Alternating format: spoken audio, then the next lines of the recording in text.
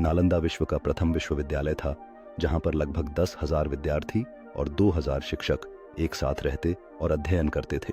इसकी स्थापना 1,500 साल पहले गुप्त वंश के शासक कुमार गुप्त प्रथम द्वारा की गई थी। यहाँ चीन, Japan, Korea, Tibet, Sri Lanka, Mongolia आदि देशों से विद्यार्थी और विद्वान अध्ययन के लिए आते थे। ह्वेनसांग नामक प्रसिद्ध चीनी यात्री और विद्वान नालंदा में कई वर्षों तक पढ़े और उन्होंने नालंदा का विस्तृत वर्णन अपनी रचनाओं में किया है। नालंदा में एक भव्य और विशाल पुस्तकालय था जिसे धर्मगंज कहा जाता था। इसके 3 मुख्य भवन थे, रत्नसागर, रत्नोदधि और रत्नरंजक। कहा जाता है कि इसमें लाखों पांडुलिपियां थीं और जब इसे जलाया गया तो यह कई महीनों तक जलता रहा। सन 1183 में मुस्लिम आक्रमणकारी बख्तियार खिलजी ने विश्वविद्यालय को नष्ट कर दिया। उसने पुस्तकालय को जला दिया और विद्वानों की हत्या कर दी।